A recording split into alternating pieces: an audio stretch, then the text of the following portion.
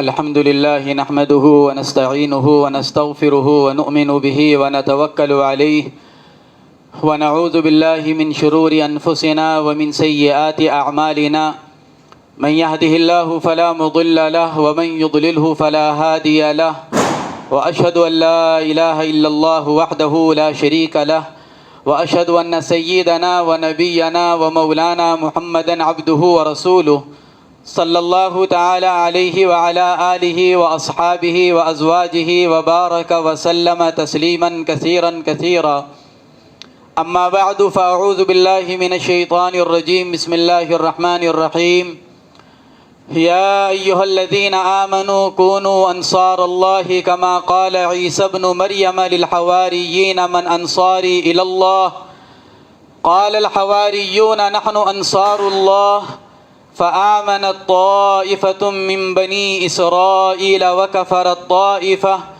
فأيدنا الذين آمنوا على عدوهم فأصبحوا ظاهرين صدق اللہ العظیم۔ میرے عزیزو، دوستو، بزرگوں، بھائیو، دین کی مجلس میں بیٹھنے کا ادب یہ ہے کہ دین کی جو بات سنی جائے اس کو غور سے سنا جائے، عمل کی نیت سے سنا جائے اور دوسروں تک پہنچانے کی نیت سے سنا جائے۔ اپنی ذات سے عمل کرنے کا ارادہ ہو اور دوسروں تک پہنچانے کی نیت ہو تو پھر اللہ تبارک و تعالی اس سننے سے نفع پہنچاتا ہے۔ جیسے ہمارے بھائی ابھی آیت شریفہ پڑھ رہے تھے، اللہ تبارک و تعالیٰ کا ارشاد ہے فَبَشِّرْ عِبَادِ الَّذِينَ يَسْتَمِعُونَ الْقَوْلَ فَيَتَّبِعُونَ أَحْسَنَهُ۔ نبی جی بشارت دیجئے ایسے لوگوں کو جو بھلی باتوں کو، دین کی باتوں کو دل کے کانوں سے سنتے ہیں، استماع، غور سے، دھیان سے، صرف ظاہری کانوں سے نہیں بلکہ دھیان سے سنتے ہیں، اور پھر فَيَتَّبِعُونَ أَحْسَنَهُ، اور سننے کے بعد پھر ان کی کوشش یہ ہوتی ہے کہ اچھے سے اچھا عمل کریں۔ عمل کی جو بہتر سے بہتر صورت ہو سکتی ہے اور عمل کی جو اعلیٰ سے اعلیٰ شکل ہو سکتی ہے اس کو وجود میں لایا جائے۔ فَيَتَّبِعُونَ أَحْسَنَهُ أُولَٰئِكَ الَّذِينَ هَدَاهُمُ اللَّهُ، یہی وہ لوگ ہیں جن کو اللہ نے ہدایت سے نوازا، اور یہی وہ لوگ ہیں کہ جن کو عقل مند کہا جا سکے۔ اولئک هم اولو الالباب، یہی عقل مند لوگ ہیں۔ تو دینی مجلسوں کا ادب کہ بھئی دین کی باتوں کو دھیان سے سنا جائے اور عمل کا جذبہ اور دوسروں کو پہنچانے کی نیت۔ میرے عزیزوں، دوستوں، بزرگوں، بھائیوں، ساری مخلوق اللہ کا کنبہ ہے۔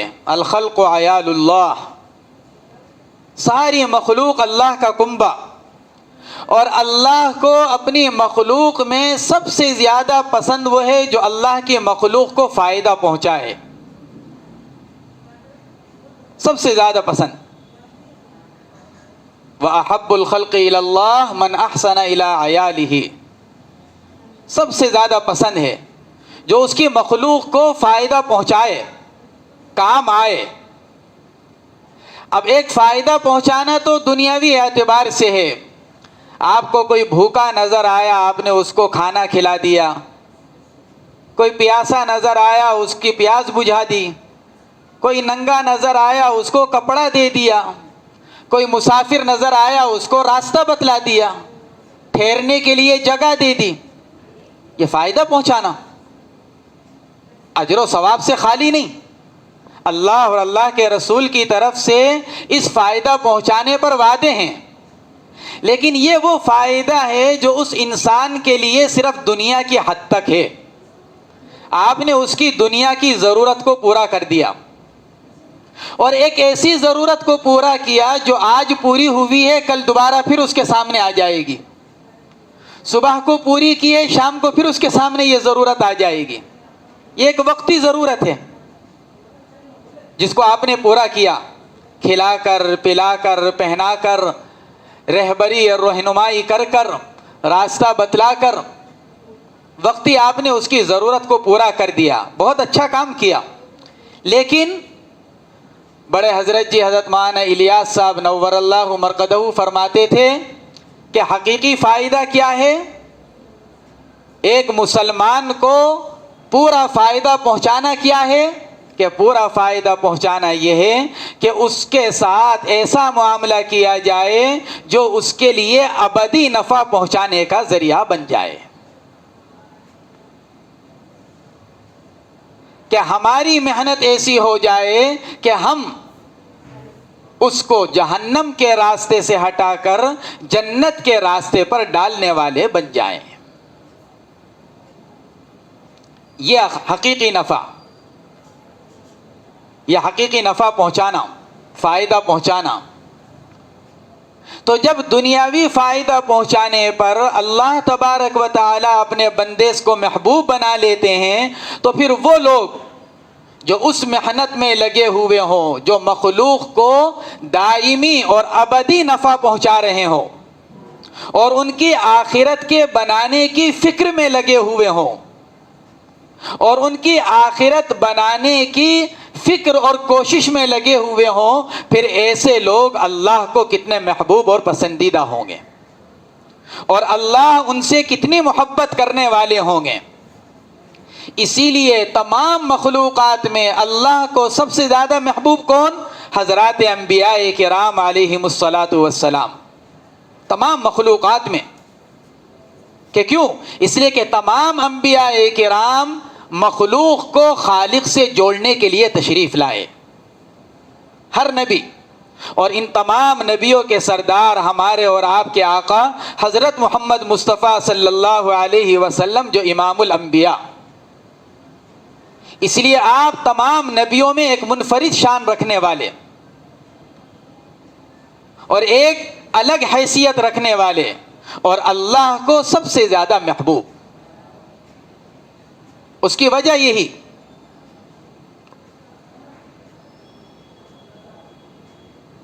اس لیے میرے عزیزوں، دوستوں، بزرگوں، بھائیوں، حضرات انبیاء کرام جب دنیا میں تشریف لاتے ہیں تو اللہ تبارک و تعالی ان کو محنت کے 4 میدان دیتا ہے: ایمان، اعمال، آخرت اور اخلاق۔ جو نبی جس زمانے میں آئے انہوں نے آ کر انہی میدانوں کے اوپر محنت کی۔ ایمان بن جائے، ایمان حاصل ہو جائے، اور ایمان حاصل ہو جانے کے بعد اعمال پر آ جائیں، اعمال کے ساتھ ان کے اخلاق درست ہو جائیں، اور یہ آخرت میں کامیاب ہو جائیں۔ یہ ان کی محنت کے میدان۔ اس لیے سب سے پہلے آ کر ایمان پر محنت کرنے والے، ہر نبی کی ایک ہی آواز، قولوا لا الہ الا اللہ تفلحون، کہ کلمہ پڑھ لو تاکہ کامیاب ہو جاؤ، ایمان لے آؤ تاکہ ابدی عذاب سے حفاظت ہو جائے، ایمان بنا لو تاکہ جنت کا داخلہ آسان ہو جائے۔ ایک ہی دعوت۔ ایمان کیا ہے؟ ایمان دل کے یقین کا نام، کہ دل کا یقین درست ہو جائے، دل بن جائے۔ اسی لیے حضرات انبیاء کرام علیہم الصلاۃ والسلام کی ساری محنت انسان کے دل پر ہوتی ہے، ظاہر پر نہیں۔ ظاہر میں جو جس شعبے میں لگا ہوا ہے اس کو لگا رہنے دیتے ہیں، جو جس لائن پر چل رہا ہے اس کو چلتا رہنے دیتے ہیں۔ تاجر تجارت کرتا رہتا ہے، کاشتکار کاشتکاری کرتا رہتا ہے، ملازم ملازمت میں لگا رہتا ہے، ہر ایک اپنی اپنی لائن میں چل رہا ہے، اور چلتے چلتے کہ نبی کی محنت کس پر؟ کہ نبی کی محنت اس کے دل پر۔ الا ان فی الجسد مضغۃ اذا صلحت صلح الجسد كله واذا فسدت فسد الجسد كله الا وهي القلب۔ دل پر محنت، کہ کیوں؟ اس لیے کہ اگر دل بن گیا آدمی کی نظر بن گئی، دل بن گیا آدمی کے کان بن گئے، دل بن گیا آدمی کی زبان بن گئی، دل بن گیا آدمی کا کمانا بن گیا، اور دل بن گیا تو آدمی کا خرچ کرنا بن گیا. اور اگر دل بگڑا تو نظر بگڑی، دل بگڑا کان بگڑے، دل بگڑا زبان بگڑی، دل بگڑا تو سب کچھ بگڑ گیا، اور دل بن گیا تو کہ سب کچھ بن گیا. اسی لیے حضرات انبیاء کرام علیہم الصلاۃ والسلام انسانی دلوں پر محنت کرنے والے. اسی لیے عربی میں دل کو قلب کہا جاتا ہے. قلب کے معنی الٹ پلٹ، کبھی ادھر کبھی ادھر، ایک یکساں حالت میں نہیں رہتا، اس کی کسی حالت پر اطمینان نہیں ہوتا، اور کوئی یہ طے نہیں کر سکتا کہ آج میرا دل جس کیفیت پر جس حالت پر ہے کل کو اسی کیفیت اور حالت پر ہوگا. اسی لیے حضور اکرم صلی اللہ تعالی علیہ وسلم کی دعاؤں میں سے ایک دعا کیا، یا مقلب القلوب ثبت قلبی علی دینک یا مصرف القلوب صرف قلبی علی طاعتک. اے دلوں کے پلٹنے والے، میرے دل کو اپنے دین پر جما. یہ دعا صحابہ کرام نے دعا کو سن کر عرض کیا، یا رسول اللہ، نبی کی دعا کس کے لیے؟ نبی کی دعا امت کو تعلیم دینے کے لیے. نبی تو نبی ہیں، نبی تو معصوم ہیں، نبی تو دین پر ہی رہنے والے، لیکن نبی کی یہ دعا امت کو تعلیم کے لیے. اس لیے صحابہ سمجھ گئے کہ نبی کریم علیہ الصلاۃ والسلام یہ دعا کس کے لیے مانگ رہے ہیں، تو فوراً عرض کیا کہ کیا آپ کو ہمارے اوپر خطرہ ہے کہ ہم پلٹ جائیں گے؟ تو کیا ارشاد فرمایا کہ نعم، بالکل. کہ کیوں؟ اس لیے کہ ساری انسانیت کے دل رحمان کی دو انگلیوں کے درمیان، یقلبها کیف یشاء، جب چاہے جس طرح چاہے ان کو پلٹ دیتا ہے. اس لیے خطرہ ہے. کب تک خطرہ ہے؟ جب تک آنکھ بند نہ ہو جائے، جب تک ایمان پر موت نہ آ جائے. واقعہ یاد آیا، حضور اکرم صلی اللہ تعالی علیہ وسلم مسجد میں تشریف لائے. صحابہ اکرام ہر وقت مسجد کے رہنے والے، ہمارے اور آپ کی طرح 5 وقتہ نماز کے لیے صرف مسجد میں آنے والے نہیں، 24 گھنٹے مسجد نبوی اعمال مسجد سے آباد. جو جس وقت مسجد میں آ جائے وہ اپنی دینی ضرورت کو پورا کر لے، وہاں اس کی دینی ضرورتوں کو پورا کرنے والا عملہ موجود. جو جس مقصد کے لیے آ جائے لوگ موجود، سکھانے والے، بتلانے والے، رہنمائی کرنے والے، تعلیم دینے والے ہر وقت موجود. اسی لیے بڑے حضرت جی حضرت مولانا الیاس صاحب نور اللہ مرقدہ فرماتے تھے، ہماری اس محنت کا مقصد کیا ہے کہ ساری دنیا کی مسجدیں مسجد نبوی کے مثل ہو جائیں. جیسے حضور اکرم صلی اللہ تعالی علیہ وسلم کے زمانے میں مسجد نبوی تھی، ساری مسجدیں اس مسجد نبوی کے نمونے پر آ جائیں، 24 گھنٹے آباد اعمال مسجد سے.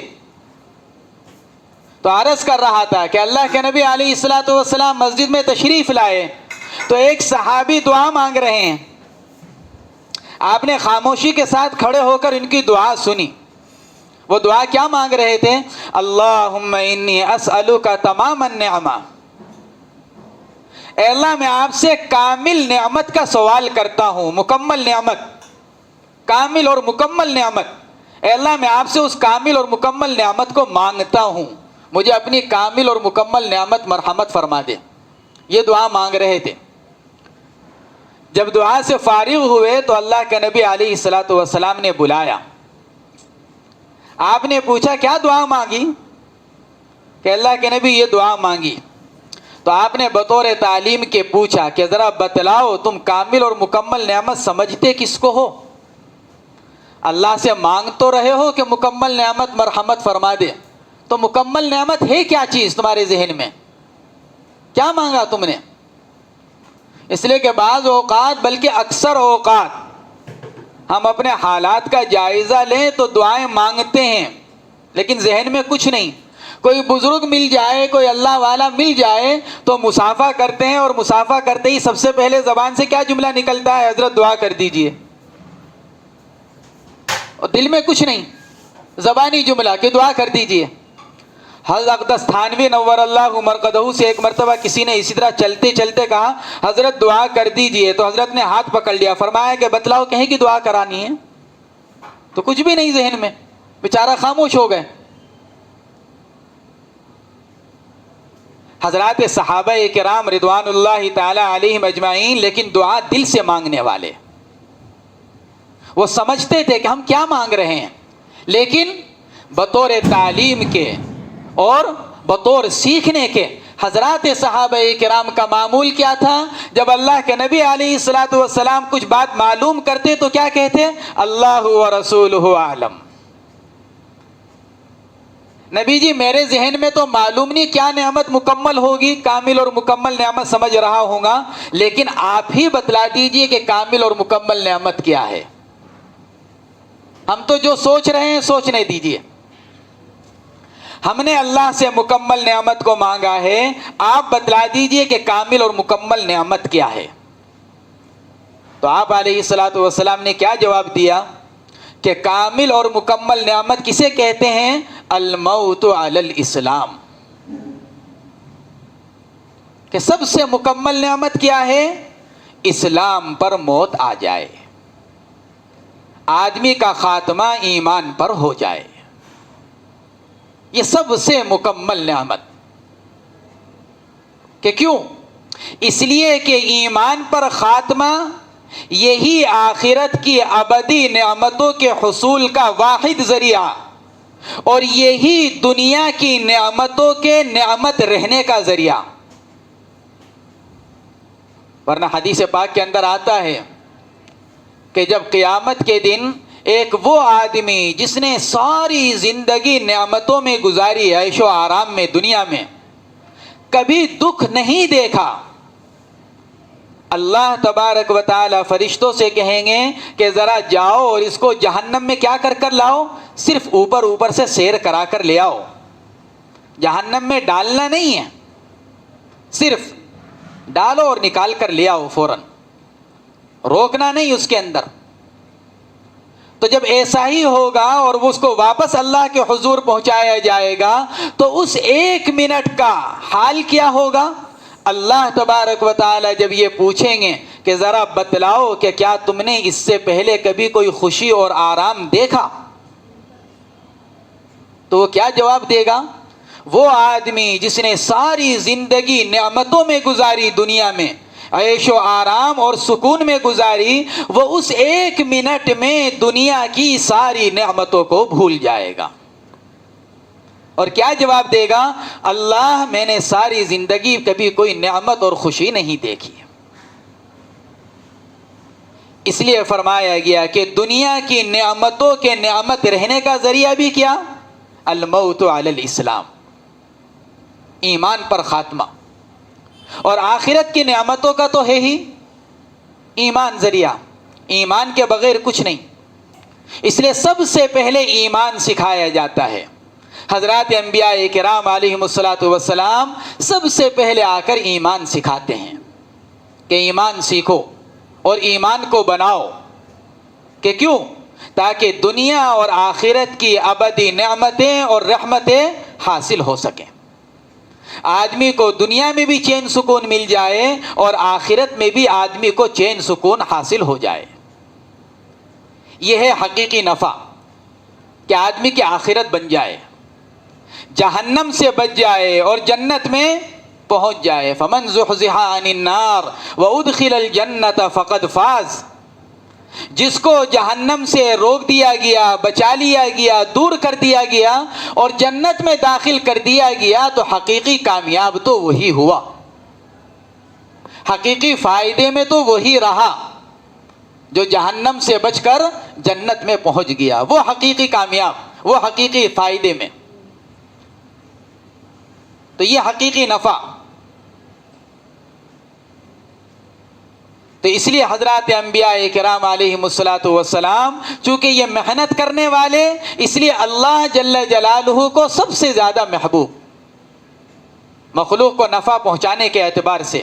کہ کیوں؟ کیونکہ مخلوق کی آخرت بنانے کی فکر اور محنت میں لگے ہوئے ہیں، اس کی کوششوں میں لگے ہوئے ہیں کہ کس طرح ان کو ایمان مل جائے، کس طرح ان کو ایمان حاصل ہو جائے. یہ ان کی محنت. انی لکم رسول امین فاتقوا اللہ واطیعون، کہ امانت دار رسول ہوں. کس لیے آیا ہوں؟ تاکہ اللہ سے ڈرو اور میری اطاعت کرو. میری اطاعت کر کر گویا کہ اللہ کی اطاعت کرنے والے. میرے عزیزوں، دوستوں، بزرگوں، بھائیوں، ہماری جو یہ دعوت و تبلیغ کی محنت ہے، جس کے ساتھ اللہ جل جلالہ نے ہمیں اور آپ کو جوڑ رکھا ہے، جس پر جتنا بھی شکر ادا کیا جائے کم ہے، جتنا بھی شکر ادا کیا جائے کم ہے. ہمارے حضرت جی حضرت مولانا انعام الحسن صاحب نور اللہ مرقدہ فرمایا کرتے تھے، ایک شکر تو ہے زبانی، اللہم لک الحمد ولک الشکر، کہ یہ بھی بہت ہے. آدمی زبانی شکر ادا کر دے. کہ کیوں؟ کیونکہ نعمت شکر کے ساتھ ہے. ان النعمت والشکر مقرونان فی قرن، کہ نعمت اور شکر ایک رسی سے بندھی ہوئی ہیں. جتنا بندہ شکر ادا کرتا چلا جاتا ہے، اللہ کی طرف سے اضافہ ہوتا چلا جاتا ہے. سیدنا حضرت علی رضی اللہ تعالیٰ عنہ فرمایا کرتے تھے، لن ينقطع المزید من اللہ حتی ينقطع الشکر من العبد. اللہ کی طرف سے نعمت میں اضافہ اس وقت تک بند نہیں ہوتا جب تک بندے کی طرف سے شکر بند نہ ہو جائے. اللہ نعمت میں اضافہ بند نہیں کرتا، زیادتی کو بند نہیں کرتا.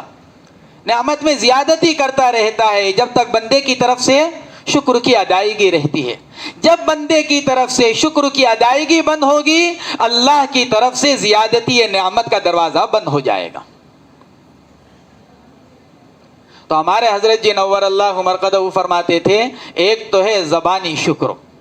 یہ بھی بہت بڑی بات کہ بندہ کم سے کم زبان سے شاکر بنا رہے. لیکن فرماتے تھے کہ حقیقی شکر کیا ہے؟ فرماتے تھے کہ حقیقی شکر یہ ہے کہ اللہ نے جو نعمت مرحمت فرمائی ہے، دل سے اس کا شکر ادا کیا جائے. اور دل سے شکر ادا کرنے کا مطلب کیا ہے؟ فرماتے تھے کہ دل سے شکر ادا کرنے کا مطلب یہ ہے کہ اللہ نے دعوت کی محنت کی جو نعمت مرحمت فرمائی ہے، اس دعوت کی محنت پر اپنی جان، اپنا مال اور اپنی صلاحیتوں کو جھونک دیا جائے. فرماتے تھے کہ یہ دعوت کی محنت کا حقیقی شکر ہے، دعوت کی نعمت کا حقیقی شکر، کہ اپنی جان، مال اور صلاحیت سب کو اس محنت کے اوپر جھونک دیا جائے، لگا دیا جائے.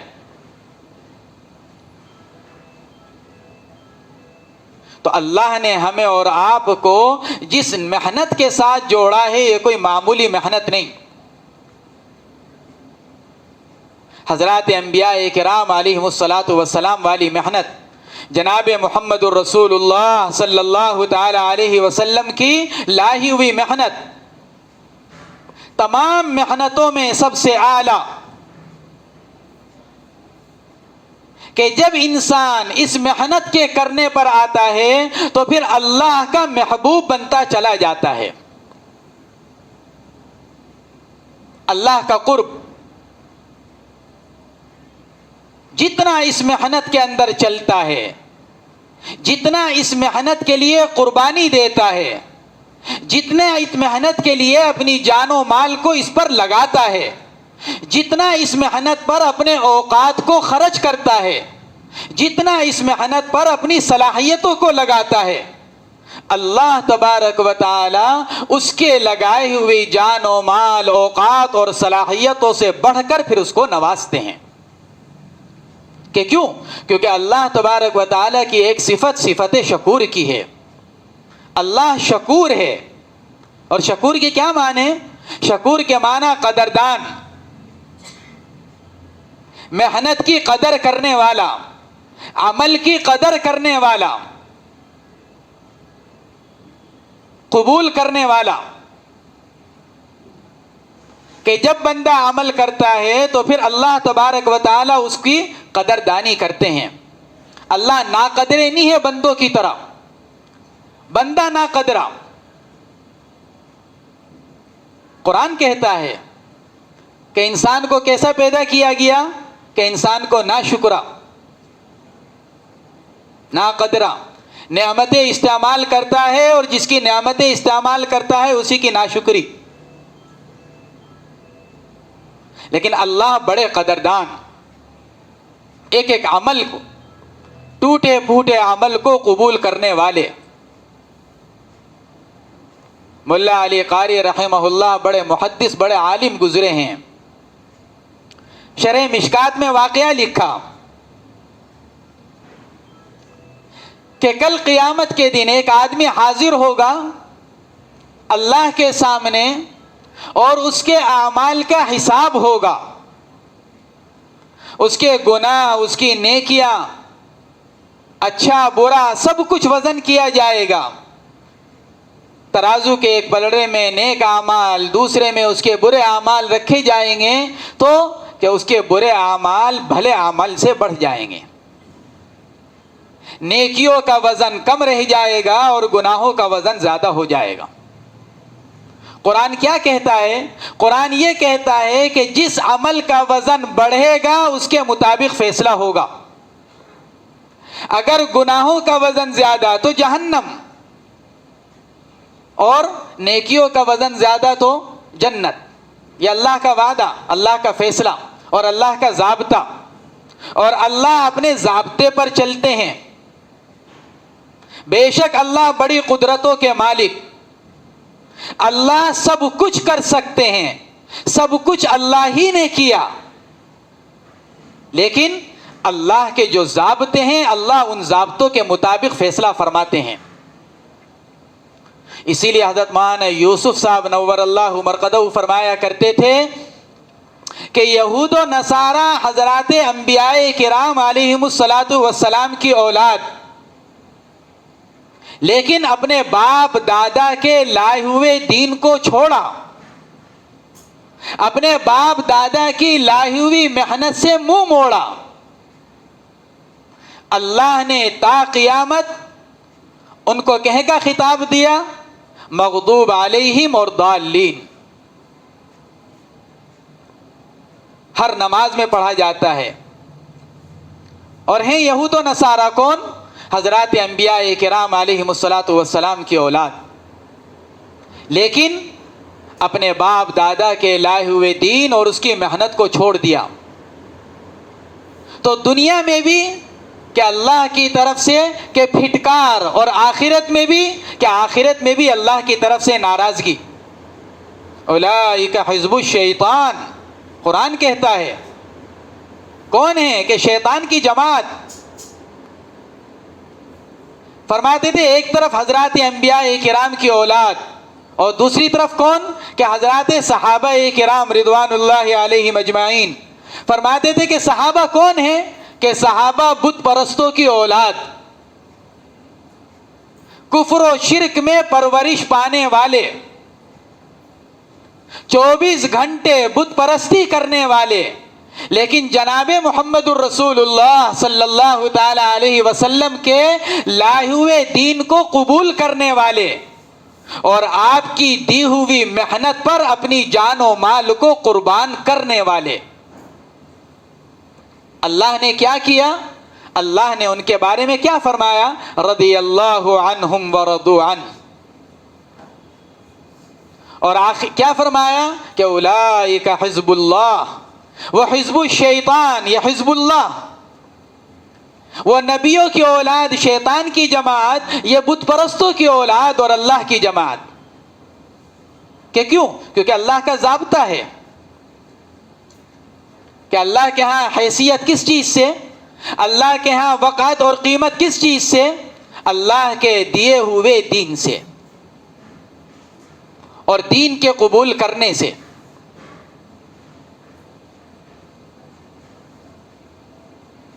تو میں کیا بات عرض کر رہا تھا، کیا کہہ رہا تھا میں؟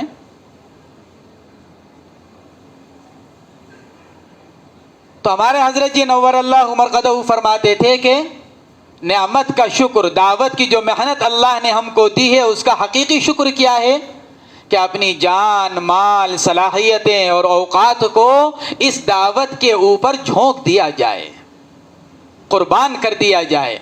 تو پھر اللہ کیا کرتے ہیں کہ پھر اللہ محنت کو قبول فرماتے ہیں اور ٹوٹے پھوٹے عمل کی قدردانی کرتے ہیں.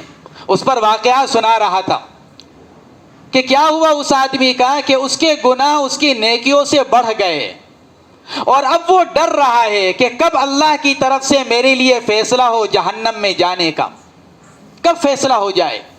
کہ اتنی دیر میں اوپر سے ایک چھوٹی سی پوٹلی آئی اور آ کر اس کے جنت، اس کے نیکیوں کا جو پلڑا ہے اس کے اندر گری، اور اس کے گرتے ہی اس کی نیکیاں اس کے گناہوں سے بڑھ گئیں.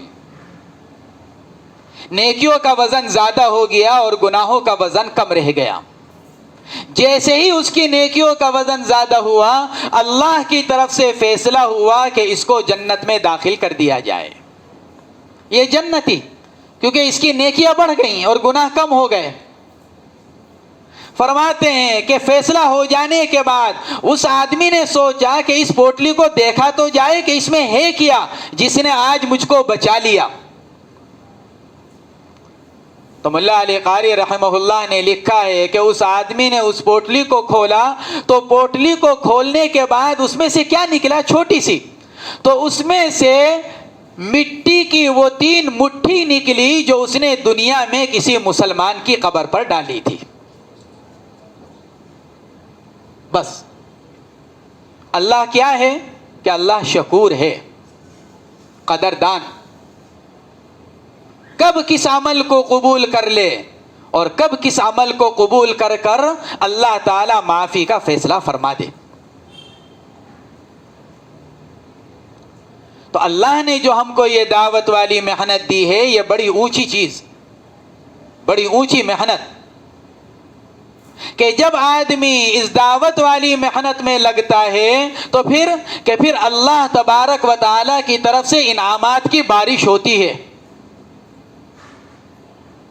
دعوت والی محنت پر کہ ہم کیوں کریں دعوت والی محنت، یہ ایک سوال بنیادی.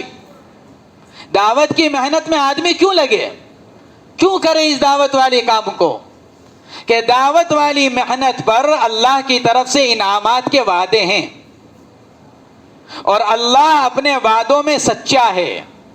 وَمَنْ أَصْدَقُ مِنَ اللَّهِ قِيلًا وَمَنْ أَصْدَقُ مِنَ اللَّهِ حَدِيثًا.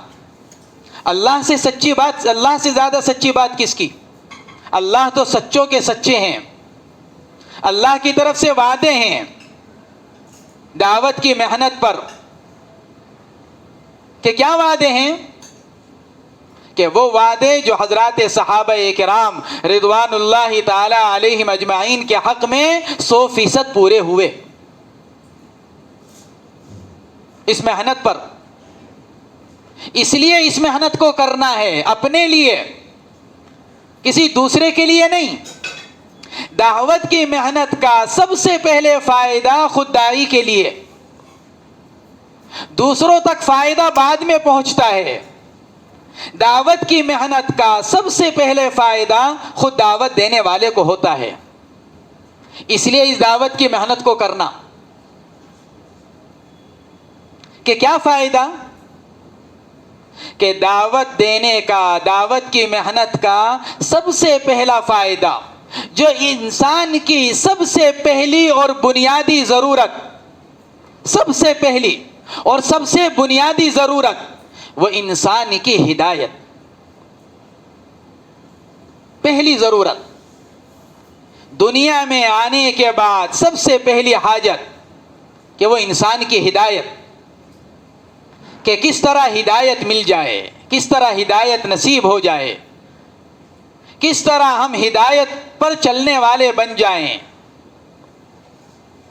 اس دعوت کی محنت سے سب سے پہلا مسئلہ جو انسان کا حل ہوتا ہے وہ کہے کا، اس کی اپنی ہدایت کا، دوسرے کی نہیں، اپنی۔ اسی لیے ہمارے حضرت جی حضرت مولانا انعام الحسن صاحب نور اللہ مرقدہ فرماتے تھے کہ جب ملاقات کے لیے جاؤ تو کس نیت سے جاؤ؟ ہم ملاقات کے لیے جاتے ہیں ساتھیوں سے، تو ہمارے حضرت جی نور اللہ مرقدہ فرماتے تھے کہ ساتھیوں سے ملاقات کس نیت سے؟ فرماتے تھے ساتھی سے ملاقات اپنی ہدایت کی نیت سے۔ جس سے ملاقات کرنے کے لیے جا رہے ہیں اس کی ہدایت نہیں،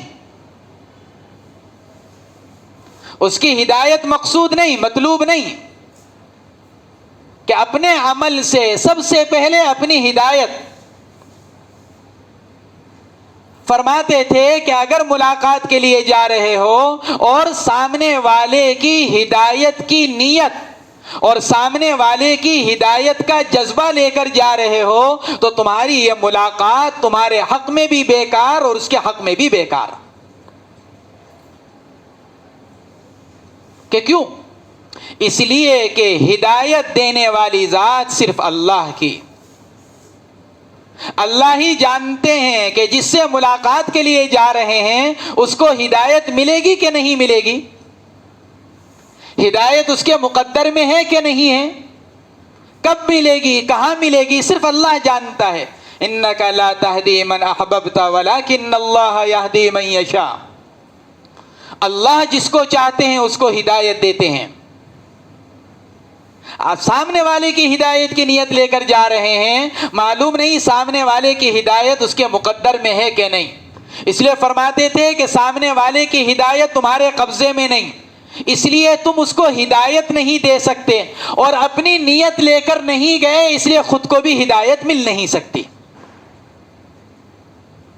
کیونکہ ملاقات سے اپنی نیت نہیں ہے۔ انما الاعمال بالنیات، پہلے اپنی نیت لے کر چلو تاکہ خود کو ہدایت مل سکے۔ اس لیے فرماتے تھے کہ ملاقات پر جاؤ تو اپنی ہدایت کی نیت لے کر جاؤ، میں کیوں جا رہا ہوں؟ تاکہ خود مجھ کو ہدایت ملے۔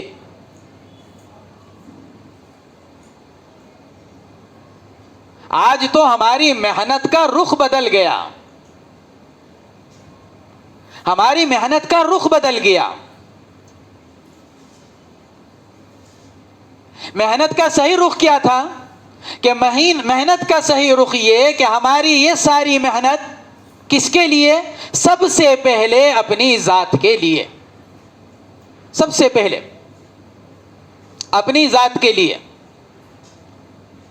اسی لیے بڑے حضرت جی حضرت مولانا الیاس صاحب نور اللہ مرقدہ سے جب پوچھا گیا کہ حضرت آپ کیا چاہتے ہیں، مقصد کیا ہے آپ کا اس محنت سے، تو کیا ارشاد فرمایا کہ محنت کا مقصد صرف یہ ہے کہ حضور اکرم صلی اللہ تعالی علیہ وسلم جو مکمل دین لے کر آئے تھے وہ اس محنت کے ذریعے سے محنت کرنے والے کی زندگی میں آ جائے، یہ مقصد۔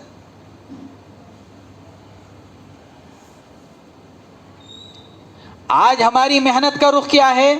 آج ہم محنت کرتے ہیں سامنے والے کی ہدایت کی نیت سے، سامنے والے کو اللہ کے راستے میں نکالنے کی نیت سے، سامنے والے کی ہدایت کے جذبے سے۔ حالانکہ ہماری یہ محنت پہلے اپنے لیے۔ حضرت مولانا یوسف صاحب نور اللہ مرقدہ فرمایا کرتے تھے چلہ 4 مہینہ اپنی ذات سے مقصود نہیں ہے، چلے 4 مہینے میں دین نہیں آتا۔ ہم نے اس زمانے میں چلے 4 مہینے کو مقصود بنایا کہ چلہ 4 مہینہ کیا بن گیا کہ چلہ 4 مہینہ مقصود بنا، اس کا نقصان کیا ہوا کہ اس کا نقصان یہ ہوا کہ ہمارا چلے 4 مہینے کا ساتھی وہ کیا کرنے لگا کہ چلے 4 مہینے لگایا ہوا ساتھی ان علماء کی ناقدری کرنے لگا جنہوں نے چلہ 4 مہینے نہیں لگائے. سمجھے؟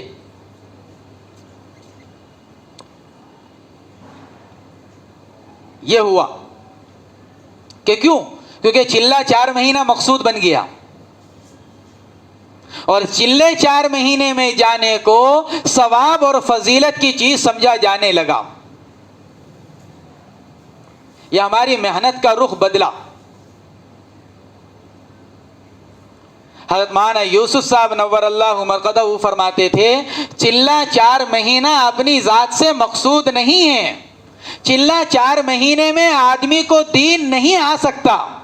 چلہ 4 مہینے تو صرف اپنے اندر فکر پیدا کرنے کے لیے ہیں کہ چلے میں جاؤ 4 مہینے لگاؤ تاکہ وہاں جا کر دین کی فکر لے کر آؤ. اور جب چلے 4 مہینے میں دین کی فکر لے کر آؤ گے تو پھر اپنے مقام پر آ کر علم حاصل کرو علماء کی مجلسوں میں جا کر اور اپنی تربیت کراؤ اللہ والوں کے پاس جا کر. یہ فرماتے تھے.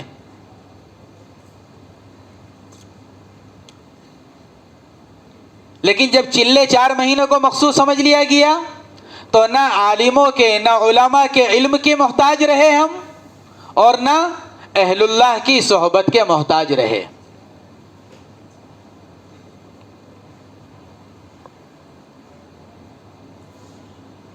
تو میں عرض یہ کر رہا تھا کہ دعوت کی محنت کا سب سے پہلا فائدہ کیا ہے کہ خود اللہ تبارک و تعالی محنت کرنے والے کو ہدایت مرحمت فرماتا ہے.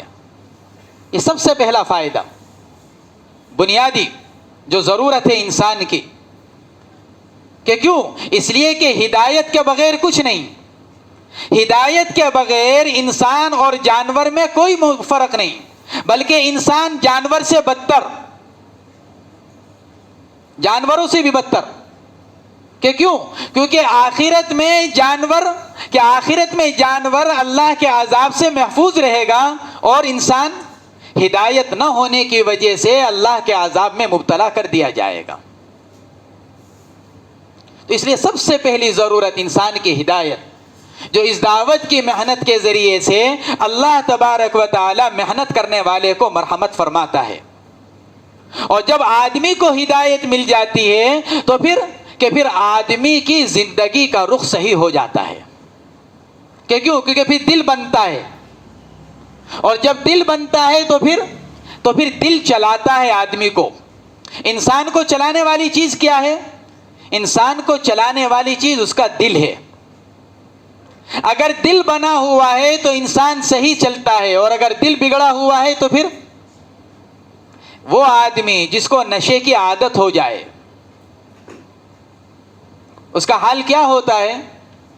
اس کے سامنے نشہ کرنے والوں کا نقصان اپنی آنکھوں سے دیکھتا ہے, مرتے ہوئے دیکھتا ہے, تڑپتے ہوئے اور سسکتے ہوئے دیکھتا ہے, لیکن اس کے باوجود نشہ کرتا ہے. کہ کیوں؟ کیونکہ دل اس کو چلا رہا ہے. ایک آدمی صحیح سالم ہے, بیٹھا ہوا ہے, اٹھ کر چل سکتا ہے, ہم اس سے کہہ رہے ہیں کہ چلو, لیکن وہ اٹھنے کا نام نہیں لے رہا ہے. کہ کیوں نہیں چلتے؟ کہ دل نہیں چاہ رہا ہے. چلانے والی چیز کیا ہے انسان کو؟ اس کا دل. جتنی ہدایت محنت کے ذریعے سے دل میں آتی ہے اتنا ہی انسان کی زندگی کا رخ صحیح ہو جاتا ہے. وَمَن يُؤْمِن بِاللَّهِ يَهْدِ قَلْبَهُ. جب ایمان بنتا ہے محنت کے ذریعے سے تو پھر دل کو ہدایت ملتی ہے, اور جب دل کو ہدایت ملتی ہے تو پھر آدمی کا رخ صحیح ہوتا ہے, اور جب آدمی کا رخ صحیح ہو جاتا ہے تو پھر آدمی منزل مقصود تک پہنچ جاتا ہے. اور اگر آدمی کا رخ صحیح نہ ہو سفر کا تو پھر منزل مقصود کو نہیں پہنچتا.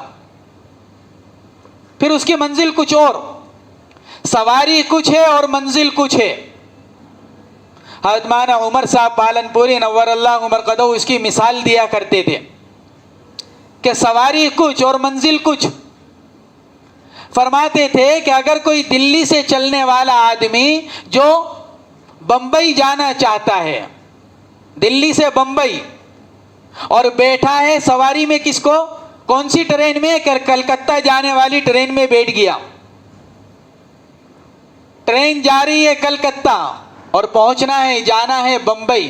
فرماتے تھے کہ اب ٹرین میں بیٹھنے کے بعد اب اللہ سے دعا مانگ رہا ہے، اے اللہ مجھے خیر و عافیت کے ساتھ بمبئی پہنچا دے۔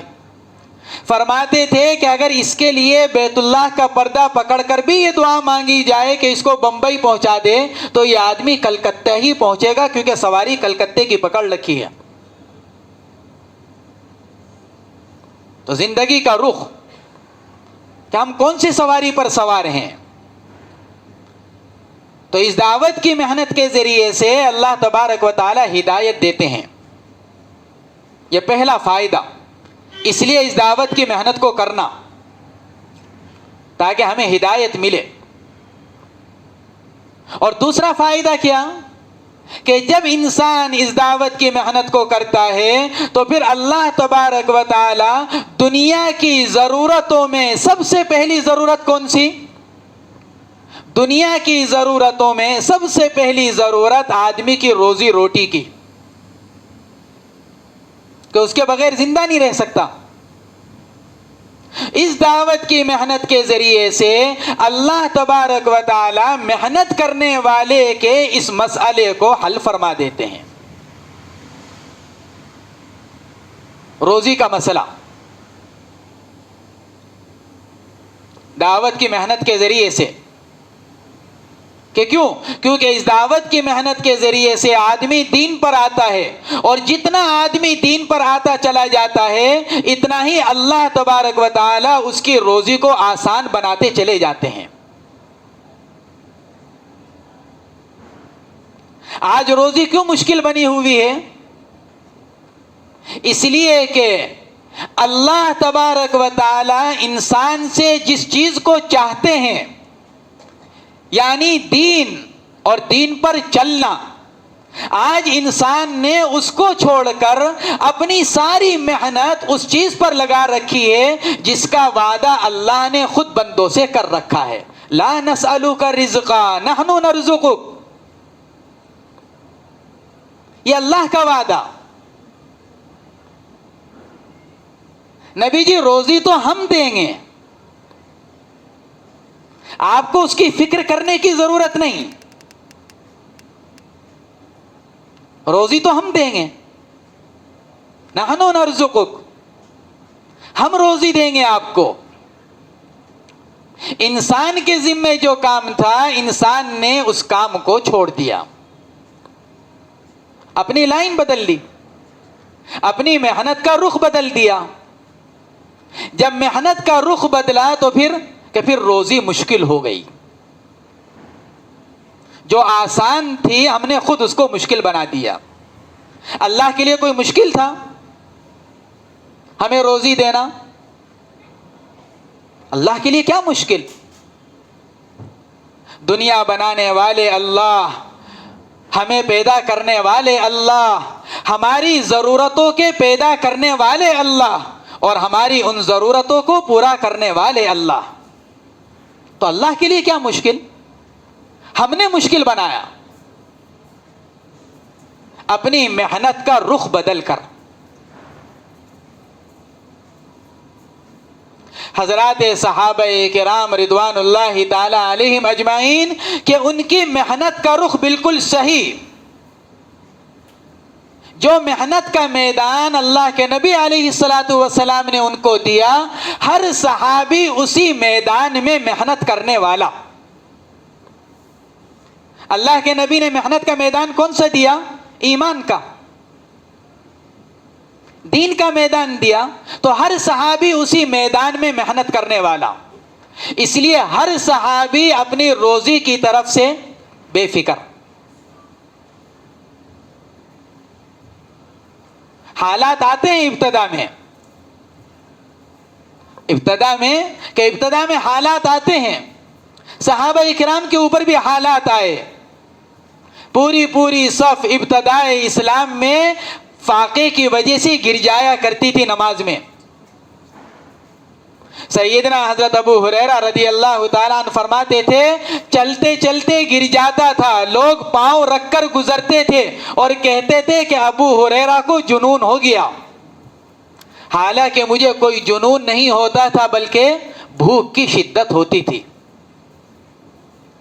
ابتدا میں حالات آتے ہیں, لیکن پھر وہی ابو ہریرہ کہ خالص ریشم کے کپڑے سے ناک صاف کر رہے ہیں اور کیا کہہ رہے ہیں, کیا ٹھاٹ ہیں ابو ہریرہ کے کہ ایک وقت وہ تھا اور ایک وقت یہ ہے.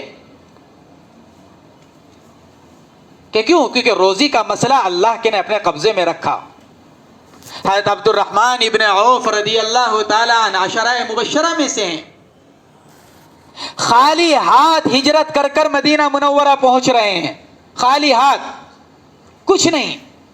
حضرت سعد ابن ربیع رضی اللہ تعالی عنہ کے ساتھ اللہ کے نبی نے ان کو لگایا.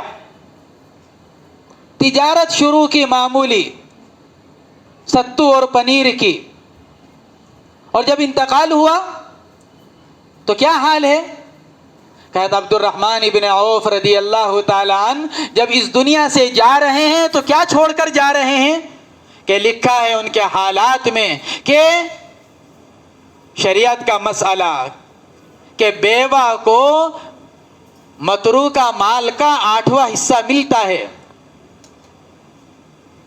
سارے مال کے 8 حصے کر کر ایک حصہ بیوی کو ملتا ہے, چاہے بیوی 1 ہو اور چاہے بیوی 4 ہو, سب اسی 8ویں حصے میں.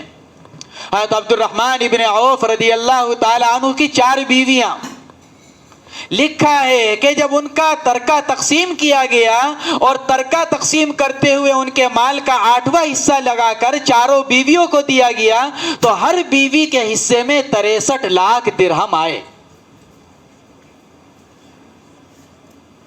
ہر بیوی کے حصے میں. تو بھی 7 حصے کتنے ہوں گے جب 8واں حصہ 2.5 کروڑ بنے تو باقی 7 حصے کتنے ہوں گے؟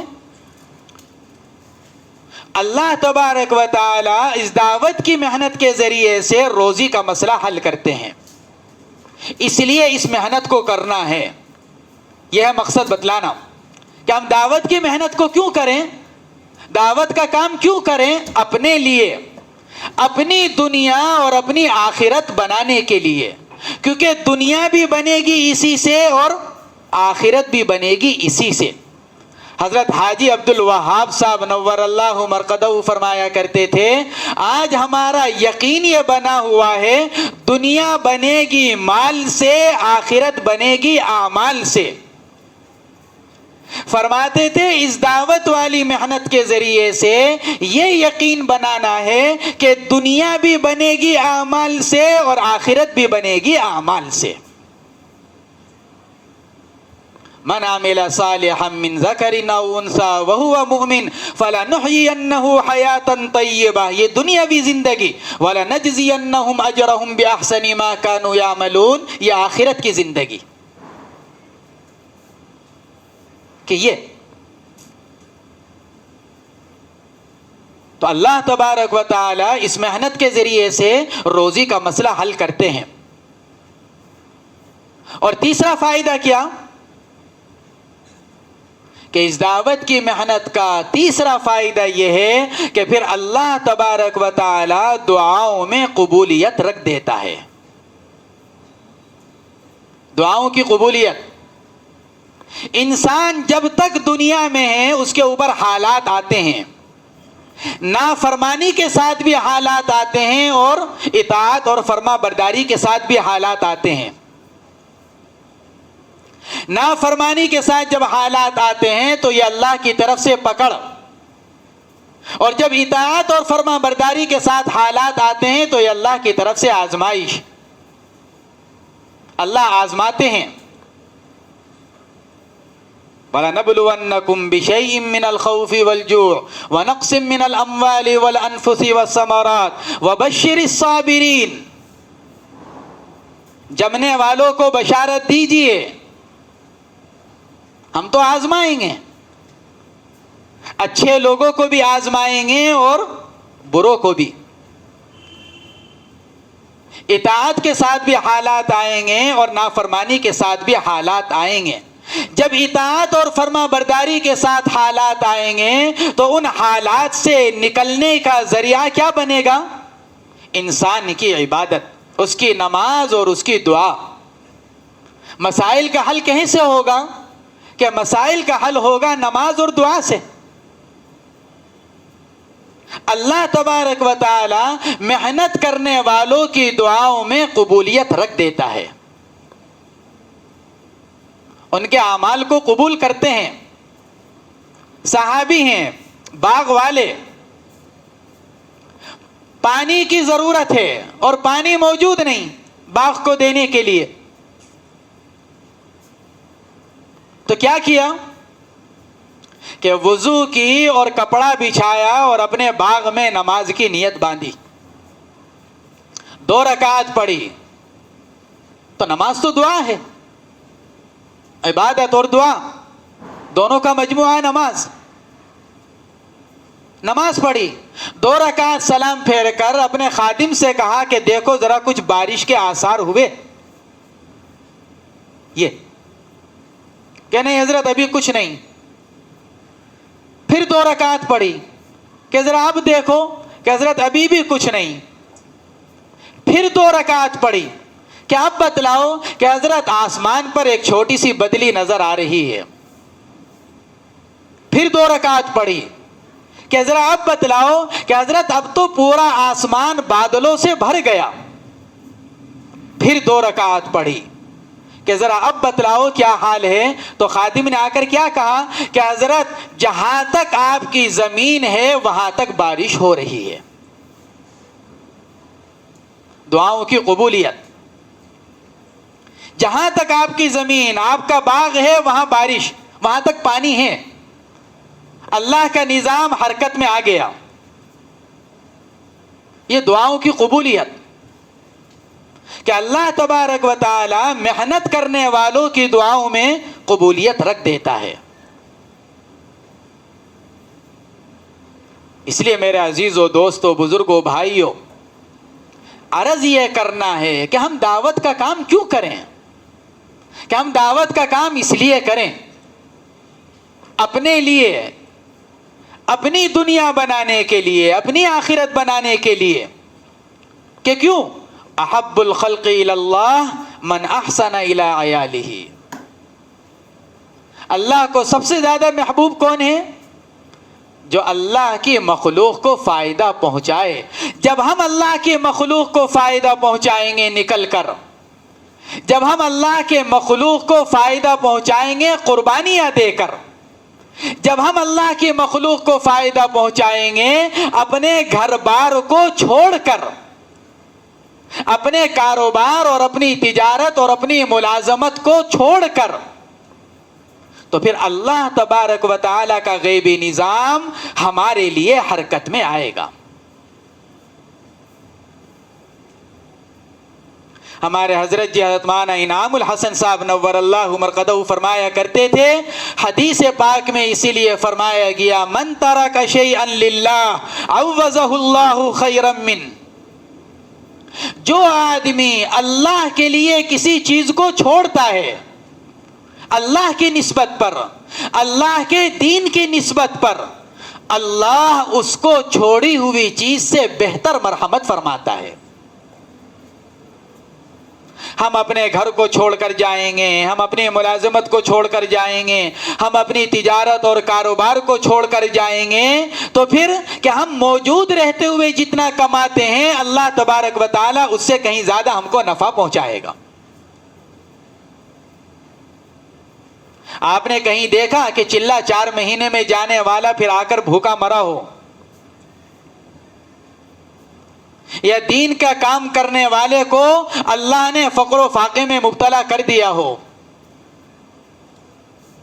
وقتی حالات تو آتے ہیں، کیونکہ دنیا حالات ہی کا گھر ہے، لیکن کہ پھر وہ حالات برابر رہتے نہیں۔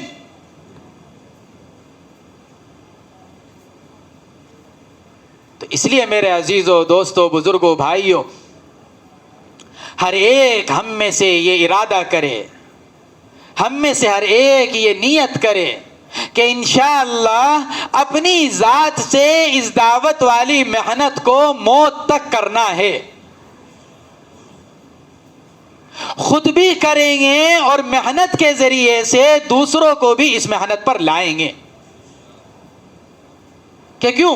کیونکہ حضرات صحابہ کرام رضوان اللہ تعالی علیہم اجمعین اگر اس محنت کو کرنے والے نہ بنتے تو آج یہ دین ہمارے تک نہ پہنچتا، ہم تک نہ پہنچتا۔ مدینہ منورہ میں کتنی قبریں ہیں صحابہ کرام کی؟ مؤرخین لکھتے ہیں کہ بہت سے بہت 10,000، اور حجۃ الوداع کے موقع پر اللہ کے نبی علیہ الصلوۃ والسلام کے ساتھ ایک قول کے مطابق 1.25 صحابہ کرام موجود، تو 1,15,000 کہاں گئے کہ وہ 1,15,000 پوری دنیا میں پھرے؟ کوئی کہیں گیا، کوئی کہیں گیا، کیا لے کر گئے؟ کہ دین لے کر گئے، اور جا کر ملکوں والوں سے کیا کہا کہ ہم تمہارے مال لینے کے لیے نہیں آئے، ہم تمہاری دنیا تم سے مانگنے کے لیے نہیں آئے، بلکہ ہم کیوں آئے؟ ہم تو اس لیے آئے تاکہ تمہیں اللہ کے غیر کی عبادت سے نکال کر تمہیں اللہ سے جوڑنے والے بن جائیں۔ تو اس لیے میرے عزیزوں، دوستوں، بزرگوں، بھائیوں، ہمت کریں اور ارادہ کریں دعوت کی محنت کا کرنا۔ جتنا ہم اس محنت کو کرنے والے بنیں گے اللہ تبارک و تعالی کی مدد اتنی ہی ساتھ ہوگی۔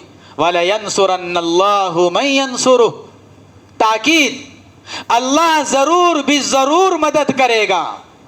اللہ کو تاکید کی ضرورت نہیں ہے، اس کے باوجود اللہ اطمینان دلا رہا ہے ہمیں، وَلَيَنْصُرَنَّ اللَّهُ مَن يَنْصُرُهُ، اللہ ضرور بھی ضرور مدد کرے گا۔ کس کی؟ جو اللہ کی مدد کرے گا۔ اور اللہ کی مدد کا سب سے آسان راستہ کیا ہے؟ اللہ کے دین کی محنت، سب سے آسان راستہ۔ اس لیے میرے عزیزوں، دوستوں، بزرگوں، بھائیوں، ہمت کریں اور ارادہ کریں، اور ارادہ کر کر کھڑے ہو کر بتلائیں کہ انشاءاللہ موت تک اس دعوت والی محنت کو کروں گا، اور ترتیب بنا کر انشاءاللہ چلہ 4 مہینے کے لیے نکلنے کو تیار ہوں۔ اس لیے ہمت کریں اور ارادہ کریں اور کھڑے ہو کر بتلائیں، اپنے اعتبار سے بھی اور اپنی مسجد کے اعتبار سے بھی، مسجد کے اعتبار سے بھی کھڑے ہو کر بتلائیں کہ انشاءاللہ ہماری مسجد سے اتنی جماعت اور ہمارے حلقے سے انشاءاللہ اتنی جماعت ہے۔